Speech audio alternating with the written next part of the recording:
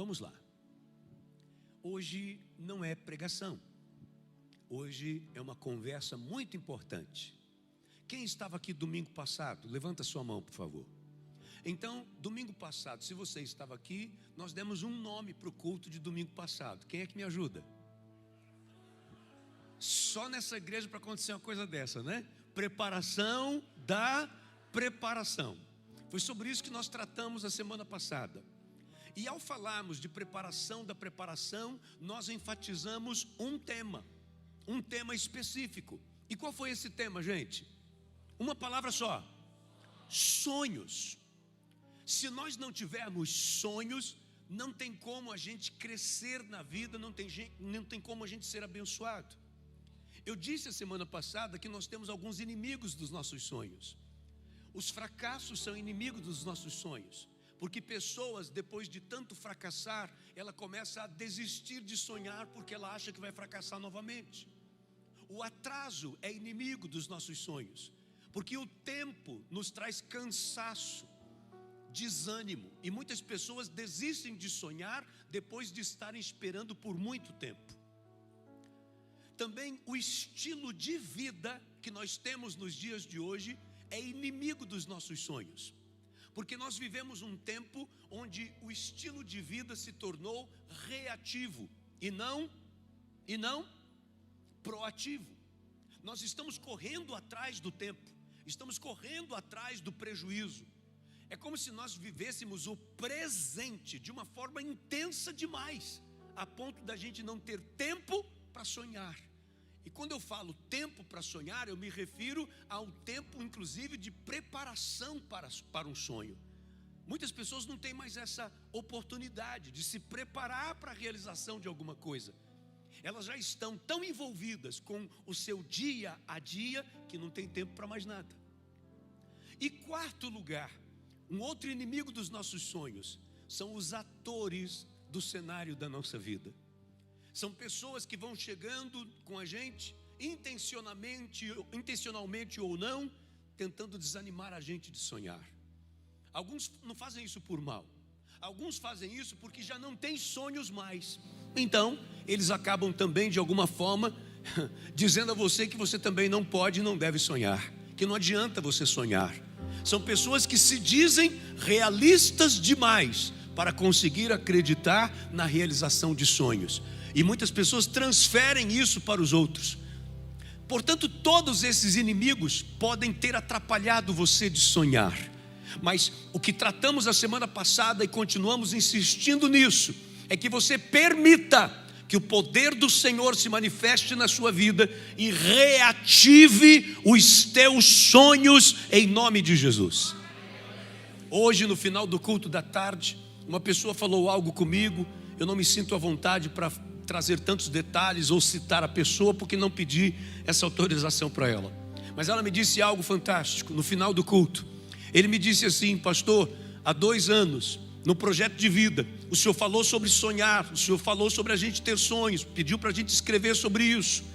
E eu comecei a falar sobre isso com Deus, e inclusive disse assim para Deus: Senhor, o senhor não brinca comigo não, porque esse meu sonho está desativado, este sonho ele já está apagado.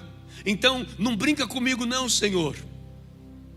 Porque ele estava com medo de voltar a sonhar. Ele voltou a sonhar, e esse ano Deus realizou o grande sonho dele. Deus o abençoou profissionalmente de tal forma que isso com certeza trouxe bênção para toda a sua casa, para toda a sua família. E eu achei muito interessante ele dizer isso. Ele disse que falou para Deus: não brinca comigo não, porque é assim que muitas pessoas estão, com medo de voltar a sonhar. Pois eu lhe digo, sonhe, porque o Deus criador de todas as coisas, dos céus e da terra, o Deus que me fez e fez você, é o Deus que tem poder de fazer os teus sonhos se tornarem realidade. Glória a Deus.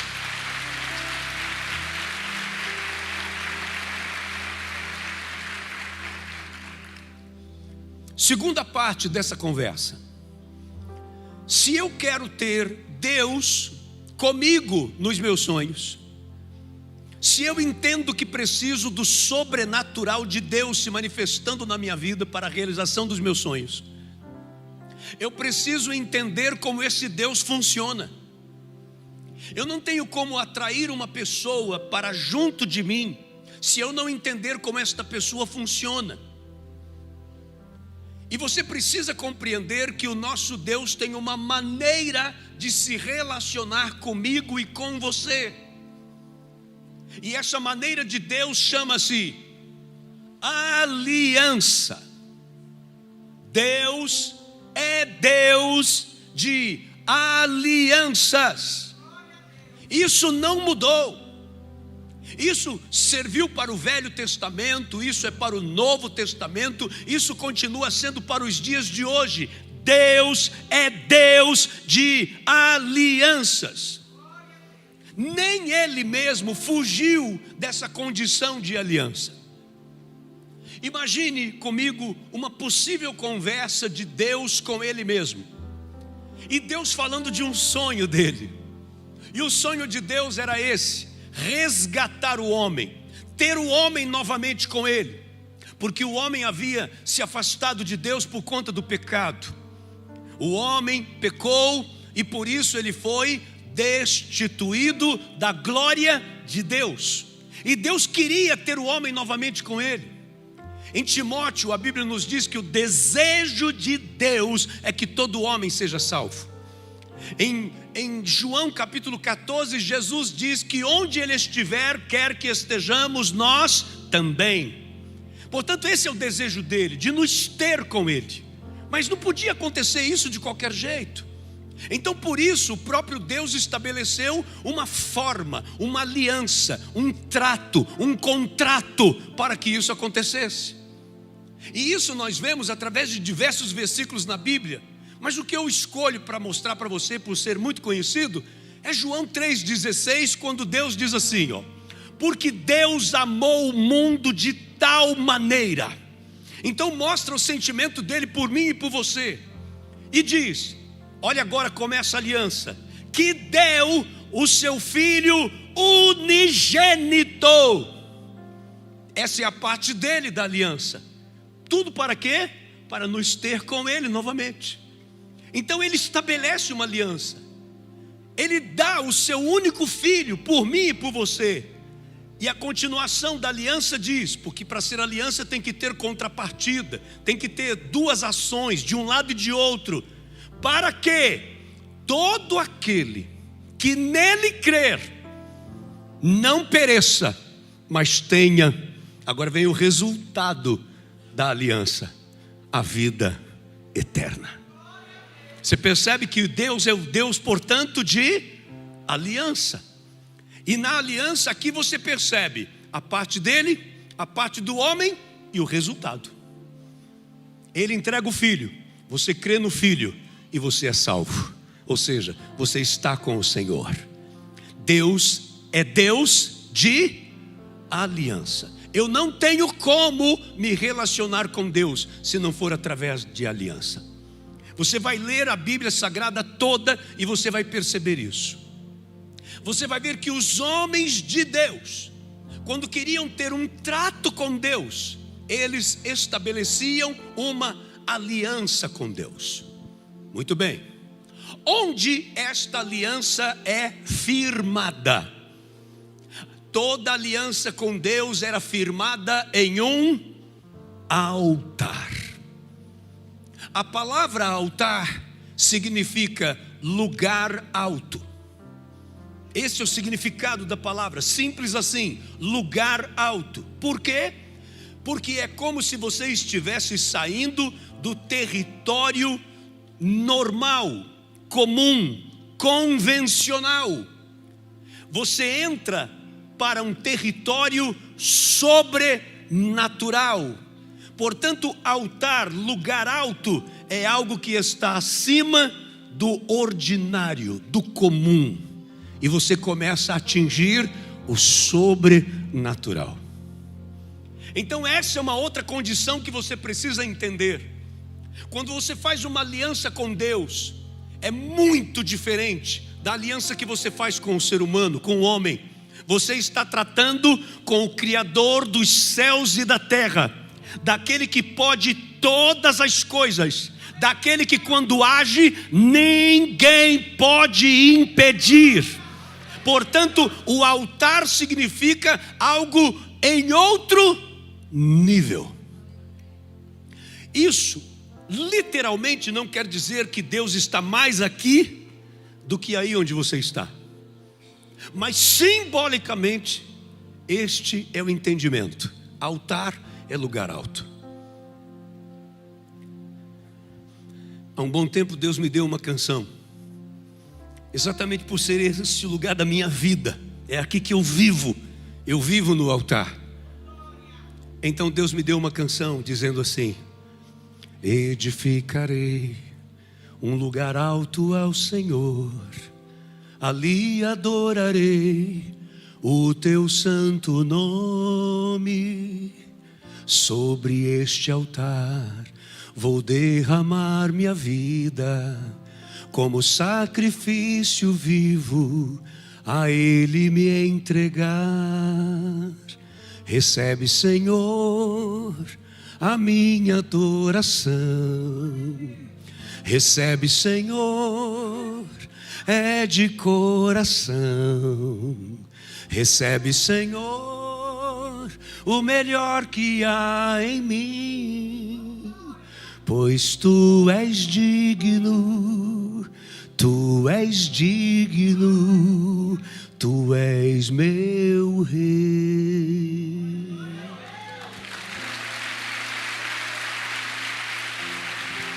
Essa foi a canção que Deus me deu, revelando ao meu coração o que significa o altar.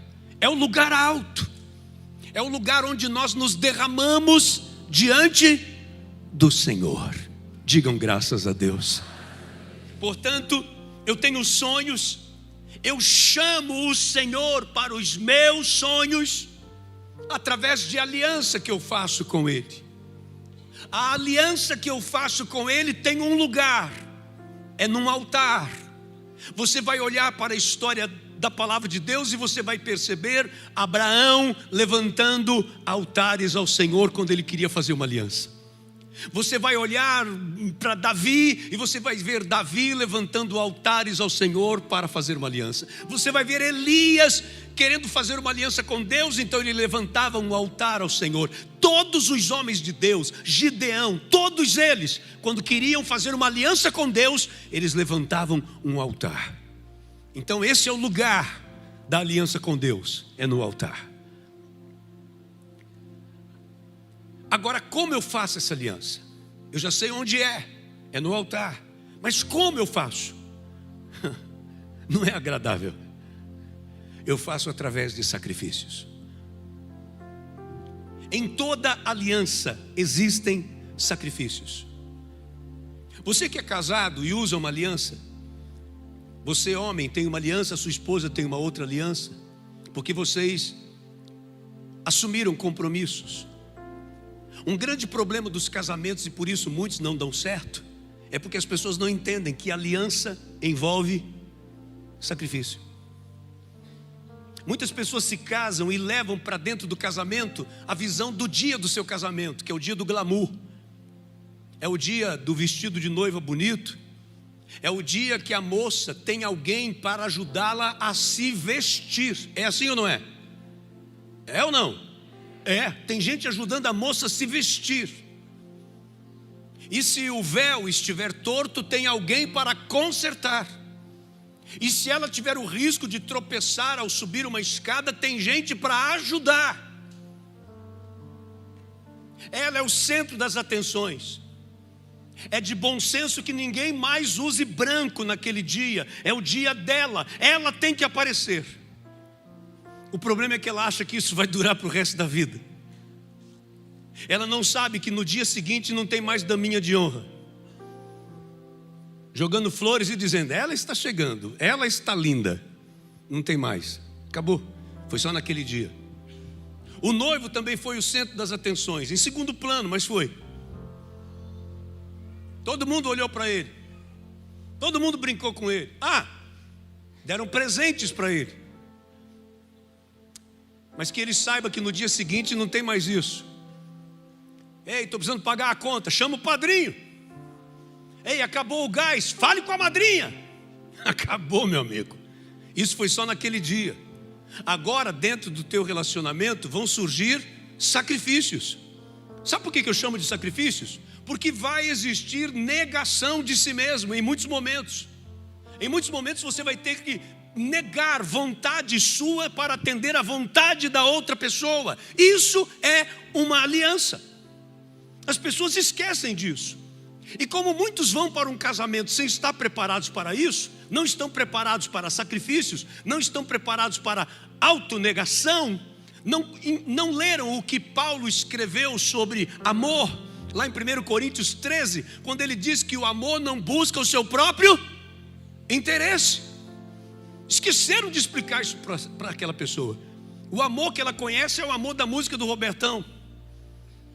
O amor que ela conhece é a música, são dos poemas de Carlos Drummond de Andrade. Mas aquilo é poema. O outro lá é uma linda canção. Eu tenho tanto. É canção, linda, muito bem cantada, que mexe com o coração e com as emoções. Mas no dia a dia é um amor real. É um amor verdadeiro.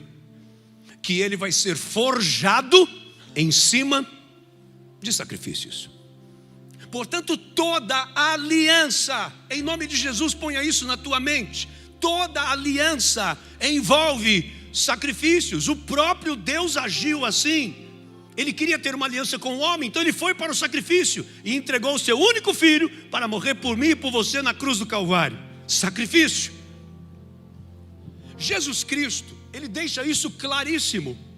Quando no Evangelho de Lucas, no capítulo 9, versículo 23, ele diz assim: se alguém quer vir após mim, negue-se a si mesmo. Tome a cada dia a sua cruz e siga-me. Então esse exemplo é mais do que claro, gente. Interessante que ele não está dizendo que você vai deixar de ter sua vontade, senão ele diria: se alguém quer vir após mim, anule-se, aniquile-se. Ele não disse isso, ele disse: negue-se. Negar-se significa: eu tenho a minha vontade, mas eu jogo ela para trás, ela fica em segundo plano, e mais me importa primeiro fazer a tua vontade. E isso não é fácil, isso é sacrificial. E ele, além de falar e ensinar, como não dá para ficar só em palavras, é lógico, ele veio para ser exemplo. Ele deu o exemplo.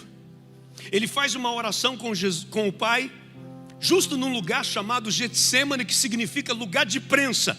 E naquele lugar ele diz assim: Pai, se for possível, passa de mim esse cálice, ou seja, passa de mim esse sofrimento. Essa era a vontade de quem? Dele, de Jesus. Mas ele completa dizendo: mas não seja feita a minha vontade, mas a tua vontade. Ou seja, não deixou de ter a dele, mas a dele ficou em segundo lugar. Colocou em primeiro lugar a vontade do Pai. Por quê? Porque ele tinha uma aliança com o Pai. E se ele tinha uma aliança, a aliança envolve o que, gente? Envolve o que? Me ajude a pregar? Sacrifícios. Toda aliança envolve sacrifícios. E quando eu digo sacrifícios, preste atenção, porque agora é uma virada de chave. Quando eu digo sacrifícios, eu não estou falando do sacrifício que você passa para obter alguma coisa. Por exemplo, você quer ter uma condição financeira melhor, então você trabalha muito para alcançar aquilo. Não é disso que eu estou falando. Eu não estou falando dos esforços normais e naturais que você tem que fazer em prol daquilo que você está buscando na sua vida. Eu estou falando de sacrifícios relacionados à redundância, relacionados ao seu relacionamento com Deus. Eu estou falando a maneira de você se relacionar com Deus. Ela é sacrificial. Existem coisas que você precisa entender e fazer para poder estabelecer uma aliança com o Senhor. E nós vamos mostrar isso para você dentro da palavra de Deus agora. De que forma? Apresentando para você os elementos do nosso projeto de vida 2024, venha o teu reino. Através de cada um dos elementos, eu quero mostrar para você tudo aquilo que nós acabamos de falar. Quem está comigo, diga amém. De uma multidão desse tamanho eu não aceito, eu rejeito um amém fraquinho desse. Quem está comigo, diga amém. Amém. É esse. Primeiro elemento da nossa campanha. Considere cada um deles de vital importância para o nosso sucesso. A começar desse. Um prospecto como esse daqui. Tá, pastor, você está de brincadeira. Isso aqui é um elemento? Ele é. Porque aquilo que você sonha, você precisa aprender a colocar para fora. Quem trabalha com textos aqui deve perceber uma coisa. Às vezes você tem uma coisa que está toda pronta dentro da sua mente. E você acha que aquilo está perfeito. Aí você vai escrever sobre aquilo. E depois que você escreve, você lê, você fala, meu Deus do céu, isso aqui não pode entrar aqui não, deixa eu tirar. E você risca, você conserta. Acontece isso ou não, gente? Por quê? Porque quando está dentro da nossa mente, aquilo é perfeito. Quando você começa a colocar isso para fora, seja desenhando, escrevendo, planejando, você percebe que precisa de ajustes, de consertos. E você precisa aprender a planejar. Você goste ou não, você precisa planejar se você quer vencer. Deus, que é Deus, Ele planejou tudo o que Ele fez. Não fez nada do nada, não fez nada de qualquer jeito, tudo Ele planejou. Pastor, deixa eu te falar, eu entendo, eu acredito, eu concordo, mas eu não gosto disso. Meu irmão, problema teu se você não gosta. Porque se você quer vencer, você vai ter que mudar isso. Porque essa é exatamente a diferença entre um menino de 10 anos de idade e você. O menino de 10 anos de idade é natural, você também já teve essa idade e sabe disso, é natural que ele faça somente o que ele quer, que ele faça somente o que gosta. A diferença entre o menino e o adulto é exatamente essa. Você, enquanto adulto, não faz só o que você gosta ou o que quer. Como adulto, você faz o que você tem que fazer.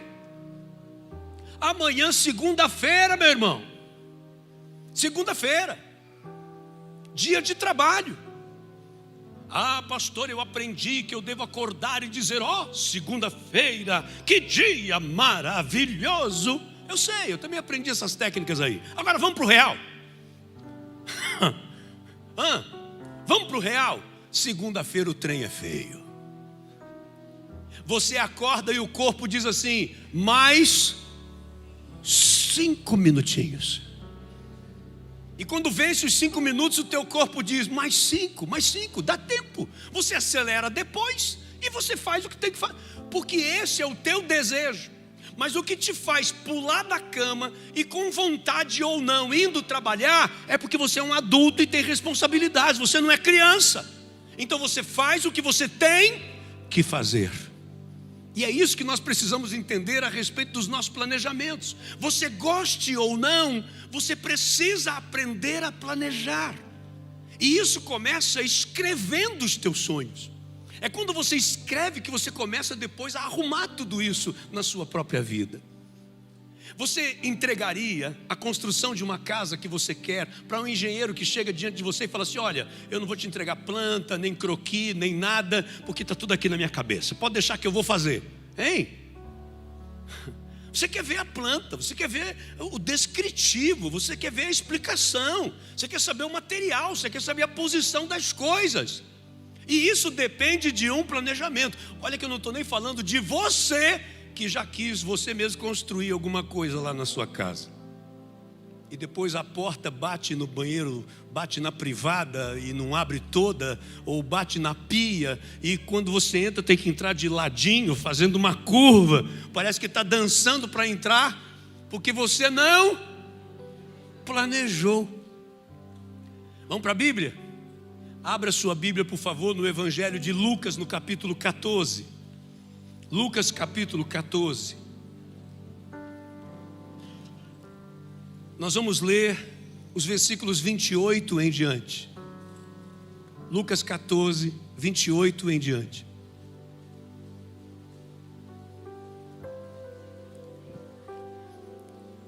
Eu posso ler? Amém? Lucas 14, 28 em diante. Qual de vocês, se quiser construir uma torre, primeiro não se assenta e calcula o preço, para ver se tem dinheiro suficiente para completá-la? Pois se lançar o alicerce e não for capaz de terminá-la, todos os que virem rirão dele, dizendo: este homem começou a construir e não foi capaz de terminar. Ou qual é o rei que, pretendendo sair à guerra contra outro rei, primeiro, olha novamente a palavra, né? Primeiro, não se assenta e pensa se com 10.000 homens é capaz de enfrentar aquele que vem contra ele com 20.000. Se não for capaz, enviará uma delegação, enquanto o outro ainda está longe, e pedirá um acordo de paz. Ou seja, percebe que nas duas situações existe essa palavra primeiro, porque é o que vem primeiro, ou seja, o planejamento. Se você não planejar, você vai ter dificuldade. Quer ver uma coisa? Se eu perguntar, quem aqui tem sonhos? É possível que todos vão levantar as mãos dizendo que sim. Mas esse teu sonho está organizado? Às vezes nós falamos que temos sonhos e não sabemos de verdade o que nós queremos. Existem sonhos que eles são genéricos. Sabe, tipo sonho da candidata Miss Brasil. Qual é o teu sonho? A paz mundial. Esse sonho todos têm. Mas qual é o teu sonho? Deixa eu te ajudar a tentar organizar isso. Uma das formas de você tentar organizar os teus sonhos é você observar a sua vida por áreas e circunstâncias. Imagine que, por exemplo, na sua vida, na sua família, existem várias pessoas dentro da sua casa que estão desempregadas. Então qual deve ser o sonho dessa família nesse momento? Que as portas do emprego, e sejam empregos bons e abençoados, se abram para todos. Não dá para você sonhar com outra coisa antes disso. Por exemplo, eu sonho em fazer viagem, mas meu irmão, você está desempregado. Vamos organizar esse sonho. Eu pretendo viajar, pastor, Dubai. Tá, e que tal primeiro pedir para Deus te dar um emprego, meu irmão? Então essa é a maneira de você organizar. Todos aqui queremos saúde, amém, irmãos? Mas existe de repente um momento da sua casa e da sua família onde tem alguém que está enfrentando um problema de doença pontual. Esse tem que ter o teu sonho. Eu quero ver essa pessoa completamente curada, restabelecida, em nome de Jesus. Então eu estou tentando te ajudar a formatar, a organizar os sonhos do seu coração. Porque senão não adianta a gente chegar diante de Deus e não saber o que apresentar. E veja como isso é importante para ele, que semana passada nós tratamos aqui sobre isso. O cego chega diante de Jesus e Jesus pergunta: o que você quer que eu te faça? O homem falou: eu quero ver. Mas Jesus deu a ele a chance de deixar claro isso, inclusive dentro de si mesmo. Ele conseguiu voltar a ter este sonho, esse desejo. Eu quero ver. Ele chega para um homem paralítico e pergunta: você quer ser curado? Talvez o paralítico poderia responder: desculpa aí, mas isso é pergunta que você me faça? Lógico que eu quero.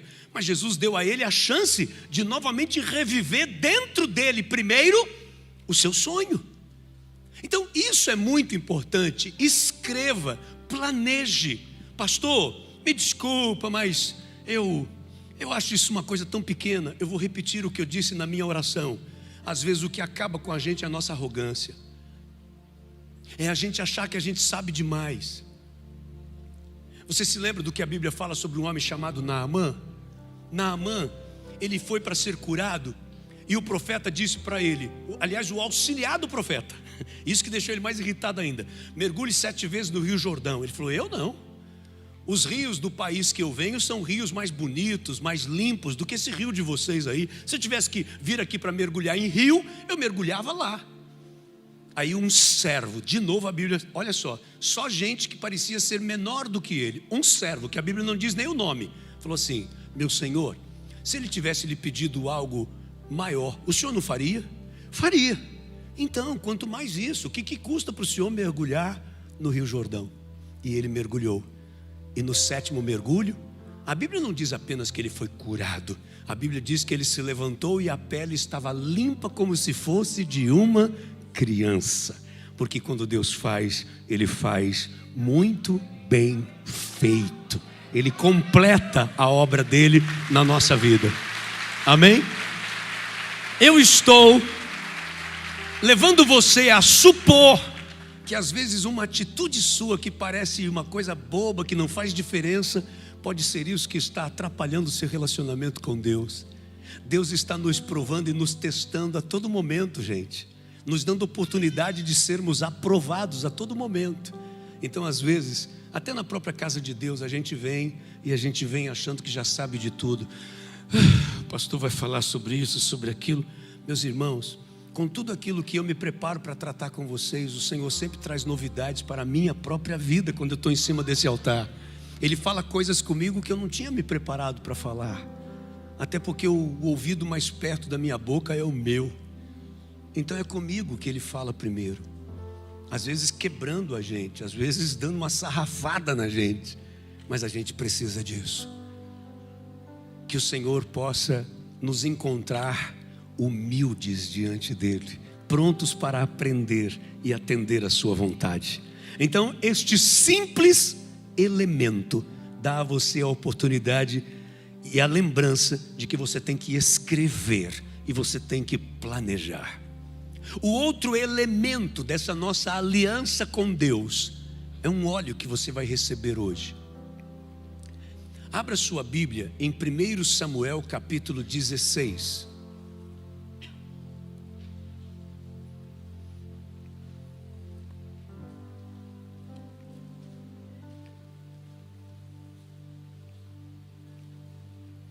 Primeiro Samuel capítulo 16.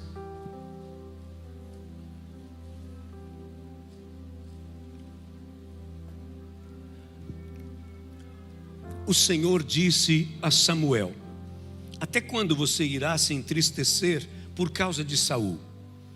Eu o rejeitei como rei de Israel. Encha um chifre com óleo e vá a Belém. Eu o enviarei a Jessé. Escolhi um de seus filhos para fazê-lo rei.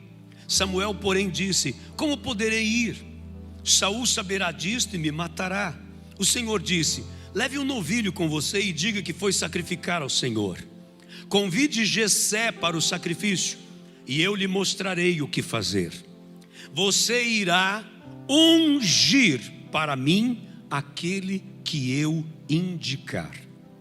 Então vamos lá, gente.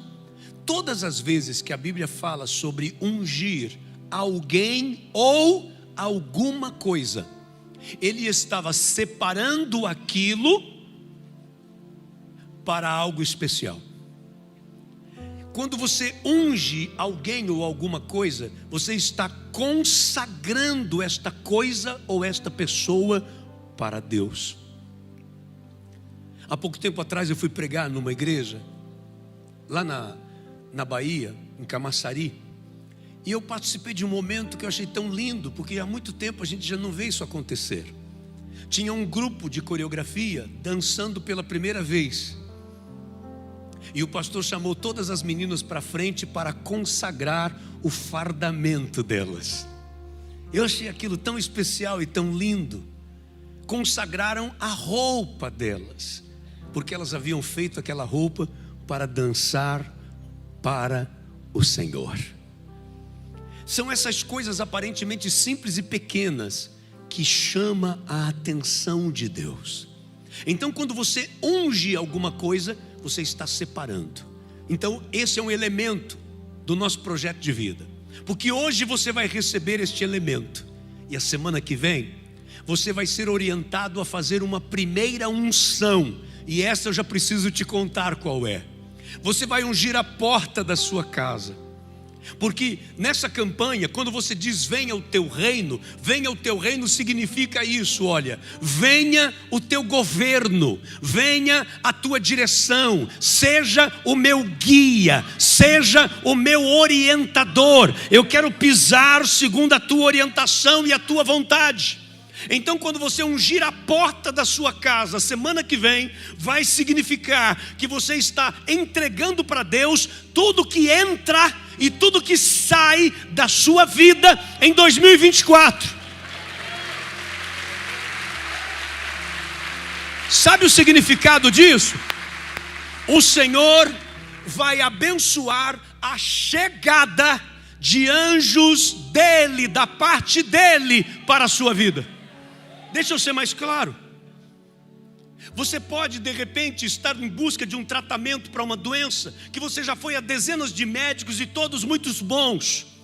O Senhor pode colocar um médico que você nunca ouviu falar, e vai chegar então esse anjo de avental com nome no jaleco e com estetoscópio pendurado no pescoço, e foi enviado por Deus para descobrir o que você tem e te abençoar. É um médico que vai entrar na história da sua vida. Deus pode trazer para você uma pessoa para te orientar financeiramente, uma pessoa para te abençoar nos seus negócios, porque Ele vai abençoar tudo que entra na sua vida. Pode aparecer um estranho, e esse que vem da parte de Deus, haverá paz no teu coração, e você saberá, terá confirmação de que foi enviado por Deus para a sua vida. Amém? Mas também, pela mesma porta que entra, é a mesma porta por onde Ele pode levar embora pessoas da história da sua vida. Não se espante com isso. Ele pode levar embora pessoas que estão sendo um atraso na sua vida e que só você até hoje não percebeu. Amizades erradas, namoros errados. Pastor, sobre marido, mulher, eu queria... Segura sua onda, porque aí a história é outra. Marido e mulher entra na segunda unção, é a da transformação. Marido e mulher entra na quarta unção, que é quando você for ungir o quarto e vai simbolizar relacionamento. Calma. Marido e mulher não é para ir embora da sua vida, não. Mas todo mal acabado que estiver te atrapalhando na sua vida financeira, sugando você de canudinho, toda pessoa que estiver sendo um atraso na sua vida espiritual, impedindo e atrapalhando você de servir a Deus do jeito que o Senhor te chamou para servir, pode se preparar para dar tchau.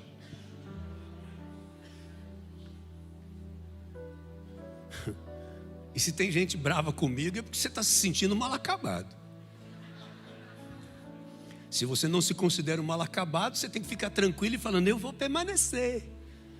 Mas se você não é cidadão ou cidadã, já te prepara para pegar o teu rumo, porque o Senhor fará uma obra na vida daquele que buscá-lo em espírito e em verdade.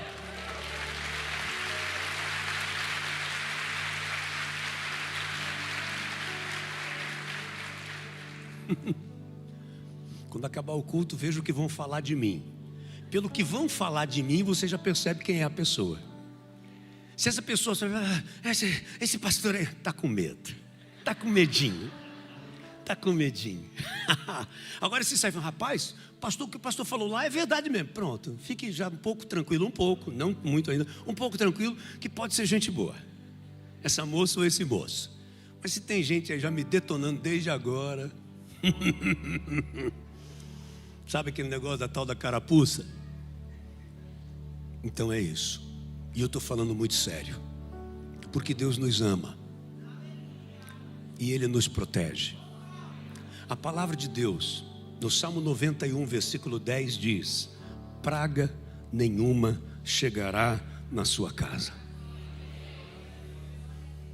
Amém? Eu sei que você está com a mão ocupada, anotando Bíblia, caderneta, mas você podia muito bem aplaudir o Senhor depois dessa.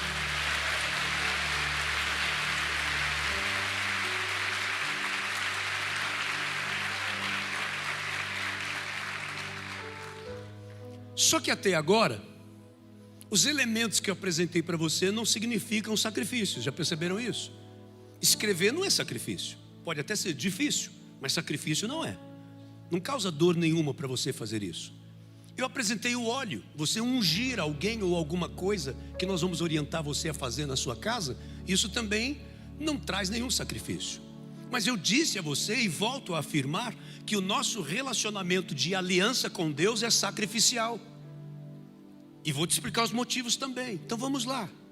Primeira coisa, o Senhor, da mesma forma que Ele quer que você, Ele quer participar de um projeto que você está apresentando para Ele, de um sonho seu, Ele quer que você participe de um projeto dele. Lembra o que eu falei? É aliança. Tem que existir contrapartida. Eu faço a minha parte, você faz a sua. E é por isso que Ele estabelece algumas coisas que muitas pessoas, pelo seu egoísmo, não conseguem entender. Por favor, abra a sua Bíblia no segundo livro da Bíblia, Êxodo, capítulo 25. Êxodo, capítulo 25. Vamos entender um pouquinho sobre isso. Versículos 1 em diante. Disse o Senhor a Moisés: diga aos israelitas que me tragam uma oferta. Que me tragam o que, gente? Uma oferta. Receba de todo aquele cujo coração o compelir a dar. Ou seja, compelir é impulsionar, constranger. É o coração que empurra a pessoa para fazer o que ela tem que fazer, tá? Aí diz: estas são as ofertas que deverá receber deles. Gente, escute isso. Deus está agora estabelecendo qual é a oferta. Não é uma oferta qualquer, é estabelecida. Porque esta oferta faria parte do plano da construção do tabernáculo. Quem queria construir o tabernáculo?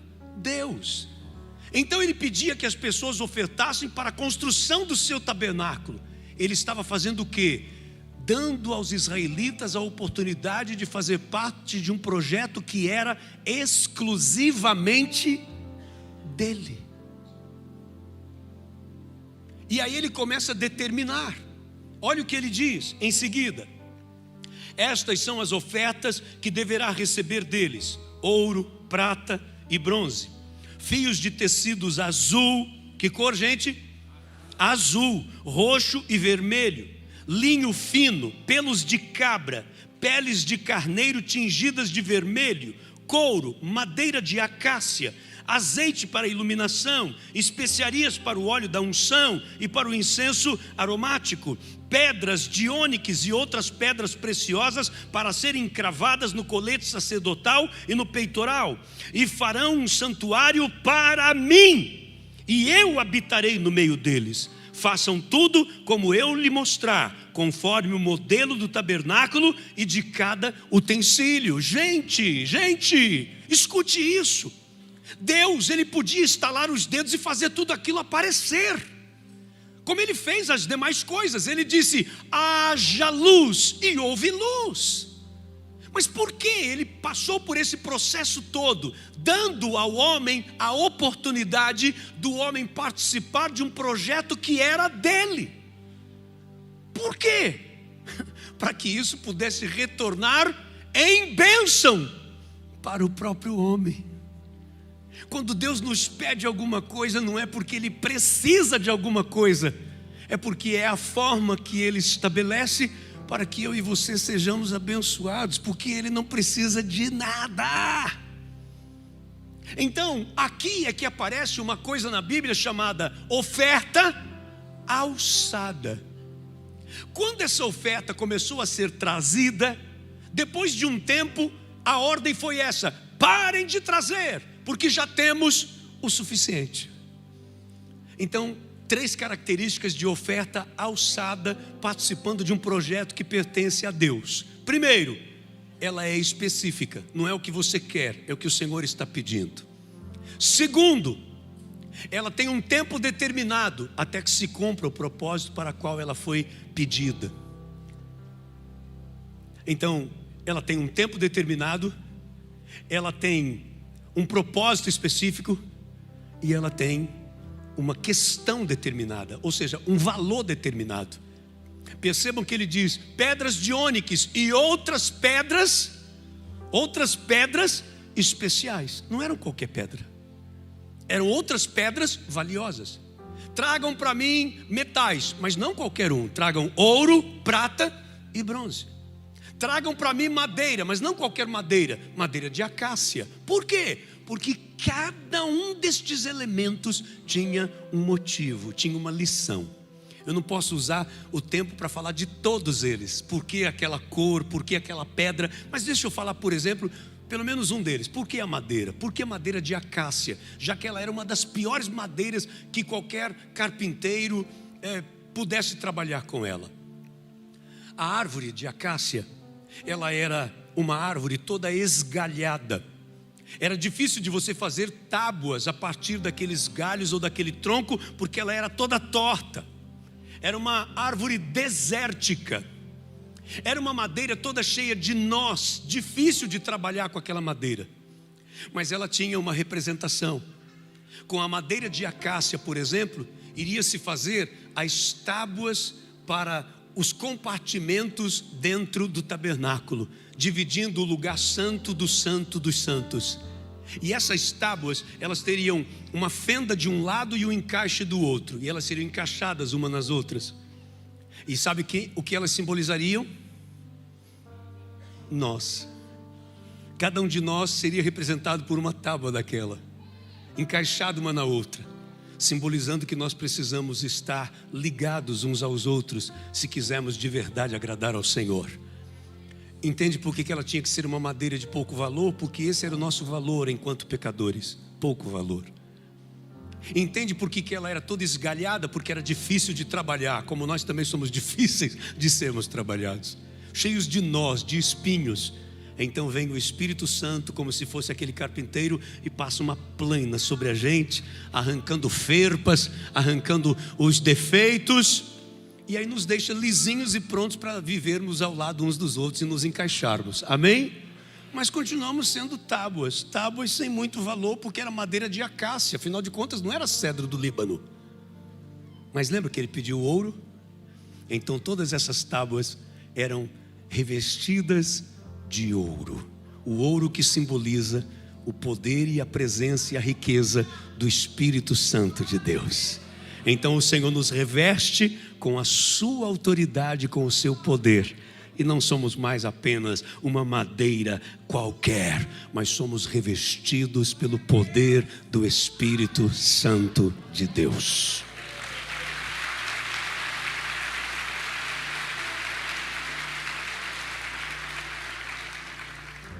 Exatamente para representar isso, eu preciso, lembra, eu falei, não é pregação. Estamos aqui fazendo o nosso trato e o nosso entendimento sobre a nossa aliança com Deus no projeto de vida 2024. Então, assim como eu disse que você vai receber esse prospecto para escrever o teu sonho, você vai receber o óleo para que você possa ungir partes da sua casa orientados a cada domingo. Você vai receber a oportunidade de participar de um projeto de Deus.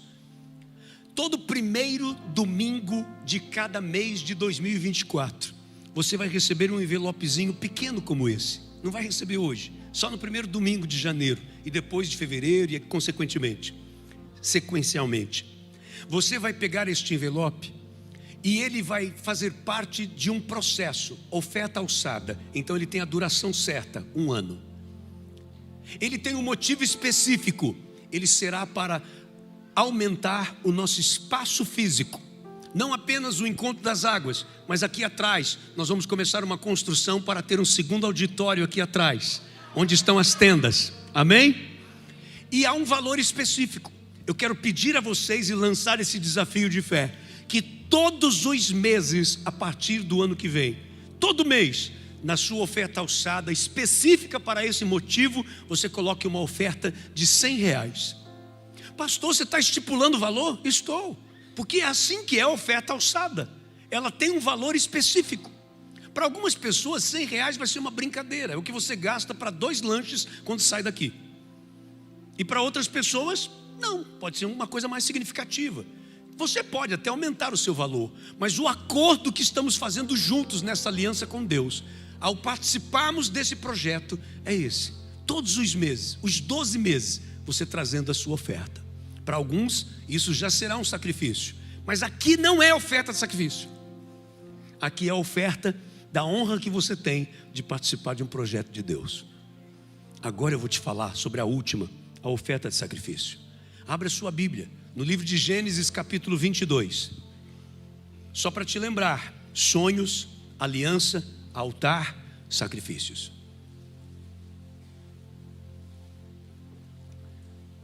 Gênesis capítulo 22. Eu acredito que essa deva ser uma das mais lindas, fortes, poderosas. Escute a palavra que eu vou usar: lição de vida para nós. E às vezes a gente passa batido nisso aqui, mas a lição que nós temos nesse texto é impressionante. Gênesis capítulo 22, versículos 1 em diante. Já começa de cara a lição. Passado algum tempo, Deus pôs Abraão à prova, dizendo-lhe: Abraão. Ele respondeu: eis-me aqui. Qual é a primeira lição que temos? Que Deus coloca o seu povo à prova. Olhe para mim, escute isso. Existem problemas que você enfrenta que ele não está relacionado a um pecado que você cometeu. Existem problemas que você enfrenta, não é porque o inimigo está trazendo problema para você. Existem problemas que você enfrenta que é uma prova que Deus está permitindo você passar. E Ele põe uma prova na nossa vida com a seguinte intenção: aprovar. Ele põe uma prova com a intenção de aprovar. É isso que Ele quer fazer comigo e com você. Por isso Ele permite determinadas coisas na nossa vida. Rapidamente deixa eu abrir um parênteses para te falar uma coisa. Quando fizemos a campanha aqui sobre esmagado, quando se lembram? Tratamos sobre esmagado, o melhor de mim. Aquela campanha Deus tratou de maneira forte ao meu coração. Muitas pessoas imaginam que toda luta e problema que passa é consequência ou de pecado ou dos inimigos. Não, existem momentos que você é esmagado para que possa vir um produto melhor a partir de você. O melhor de mim só vem a partir do esmagamento. Lembra da uva? Se você não esmagar a uva, você não tem o vinho.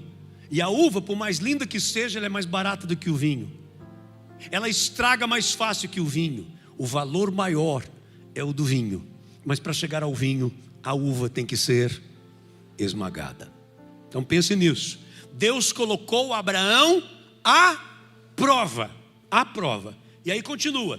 Então disse Deus: tome seu filho, seu único filho Isaque, a quem você ama, e vá para a região de Moriá. Sacrifique-o ali como holocausto num dos montes que lhe indicarei. Na manhã seguinte, Abraão levantou-se e preparou o seu jumento. Levou consigo 2 de seus servos e Isaque seu filho. Depois de cortar lenha para o holocausto, partiu em direção ao lugar que Deus lhe havia indicado. No terceiro dia de viagem, Abraão olhou e viu o lugar ao longe. Disse ele aos seus servos: fiquem aqui com o jumento enquanto eu e o rapaz vamos até lá. Depois de adorarmos, voltaremos. Ele sabia que ele ia matar o filho ou não? Não é isso que Deus tinha pedido para ele? Então por que ele disse voltaremos? Você começa a perceber qual era a relação dele com Deus? Eu não sei o que Deus vai fazer, eu não sei como é que vai ser isso, eu não sei se ele vai fazer o tempo voltar, eu não sei o que ele vai aprontar, mas eu sei que será perfeito. Conhece uma canção assim? Eu não sei o que Deus vai fazer, mas eu sei que será perfeito. Olha o que ele disse para os 2 rapazes: fiquem aqui, eu vou ali com o rapaz, vamos adorar e depois voltaremos. Mas como? Era para ele dizer: depois voltarei, porque eu estou indo matar meu filho. Meu filho vai ficar morto lá, eu vou voltar sozinho. Mas ele disse: voltaremos. Mostra o conhecimento que ele tinha de Deus. Gente, ele tinha um punhado de argumentos para não fazer aquilo com Deus. Senhor, eu antes era pagão, eu adorava vários deuses. Estes aí sim, eles pediam sacrifícios humanos. Agora o Senhor nunca pediu isso. O Senhor é um Deus que ama o homem. Como é que o Senhor está pedindo? Ele não argumentou. Deus pediu o filho, ele foi dar. Não teve argumentação.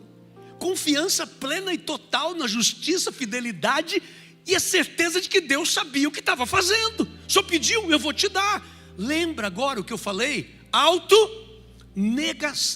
Minha vontade é continuar com meu filho no meu braço, guardado comigo. Mas Deus me fez uma promessa de que eu vou ser pai de muitas nações. Ah é? Então pega o único filho que você tem e me dá. Você quer ter muito? Me dê o único que você tem. Não parece esquisito? Você fala, mas como é que pode? Se eu perder esse filho, como é que eu vou ser pai de muitas nações? É a partir dele que outros nasceriam. É a partir dele que vai vir toda a minha descendência. Será que Deus não está enganado? Senhor, o Senhor pediu, eu estou te entregando. Então ele vai e coloca o filho deitado em cima do que, gente? De um altar. A Bíblia diz que ele faz um altar. Olha lá a aliança. Ele faz um altar e coloca o filho amarradinho ali em cima. Não tinha cordeiro. Não tinha cordeiro. Ele pega a faca, cutelo, machado e levanta. Talvez imaginando, eu tenho que dar um golpe certo para não fazer o meu filho sofrer. E quando ele prepara para descer aquele facão sobre o menino, a Bíblia diz que um anjo fala do céu: não faça isso, porque agora Deus sabe que você o ama. Mas Deus sabe de todas as coisas. Como é que está dizendo que agora Deus sabe? Porque Deus não quer que a gente fique com palavras. Deus espera de nós, em uma aliança, atitudes. Agora Deus sabe que você o ama.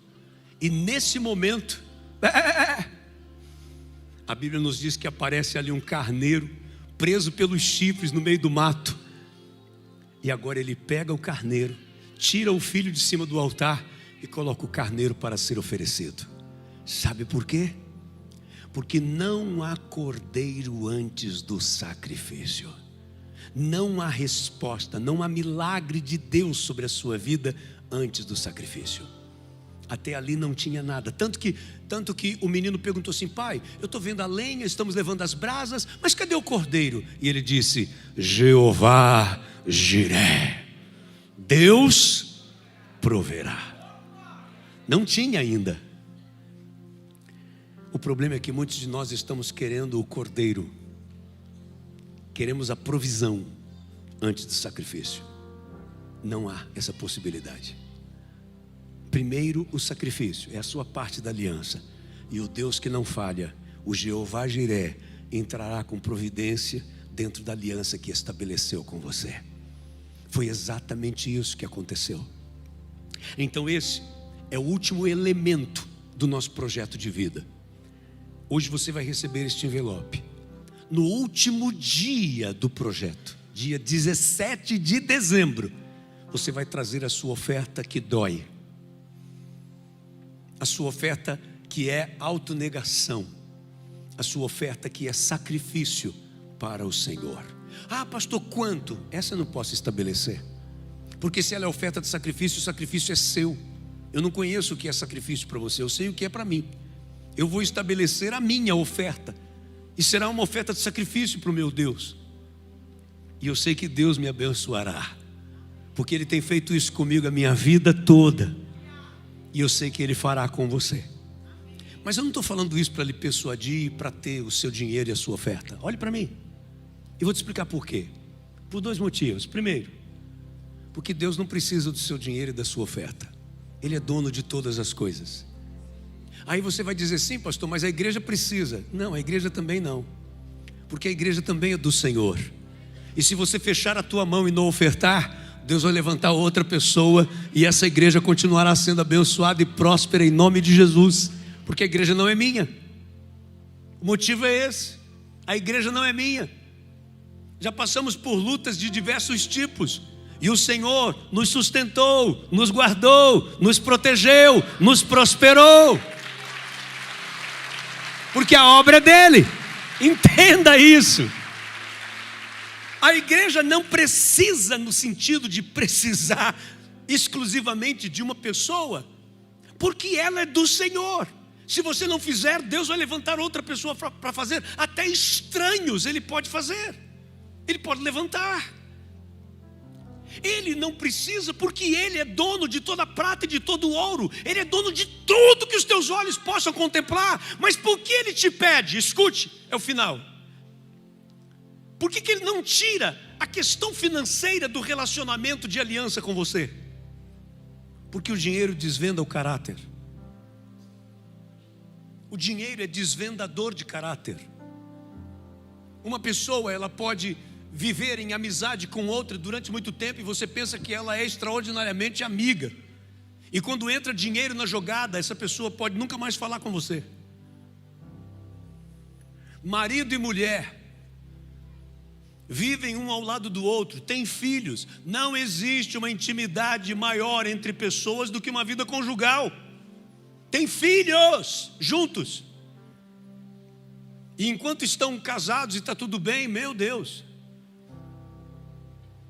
o cara está disposto a beber o mar de canudinho, a mulher está disposta a atravessar o Polo Norte.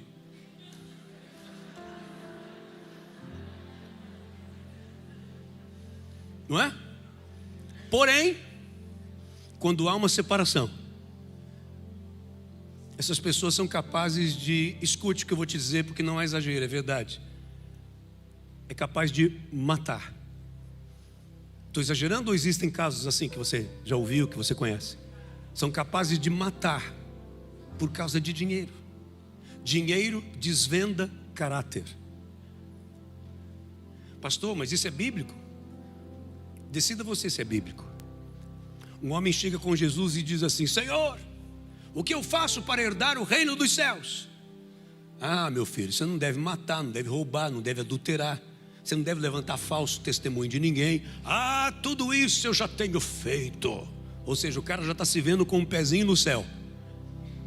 Aí Jesus diz assim: então tá bom. Aí Jesus acho que pensa: deixa eu usar o desvendador de caráter agora. Vá, vende tudo que você tem, dá aos pobres e me segue. A Bíblia diz que o homem deu as costas para Jesus e foi embora. Ou seja, não parecia um crente perfeito? Ele não estava seguindo tudo certinho? Aí Jesus colocou dinheiro na conversa. E quando Jesus coloca dinheiro na conversa, o cara vaza. Será que é diferente na igreja? Quem sabe a primeira parte dessa mensagem você estava vibrando.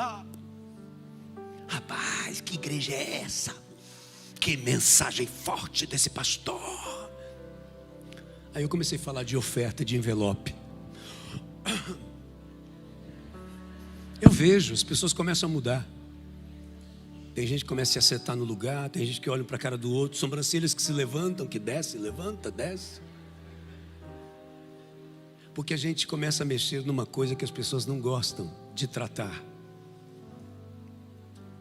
As pessoas querem que Deus entre na vida dela e mexa em qualquer área, mas não mexe com o dinheiro dela. Dinheiro é desvendador de caráter. E é por isso que Deus não tira esta ferramenta, este elemento do trato de aliança com Ele. Por isso que você não vai encontrar na Bíblia alianças que tenham sido feitas, que não eram entregues ao Senhor, coisas preciosas. Só 2 exemplos. O primeiro eu já dei. Ele pede para Abraão o seu único filho. Elias vai fazer um altar para o Senhor e ele derrama sobre o altar o que, gente? O que? Água. Numa terra que não chovia há 3 anos e meio. Será que a água era preciosa? Está percebendo? Ele derrama água, porque a água era preciosa. Não chovia há 3 anos e meio. Você consegue entender o valor da água para aquele povo? Ele derrama água. É assim que a gente prova a nossa autonegação. Ele queria fazer isso? Não. Era bom fazer isso? Não. Doía fazer isso? Doía.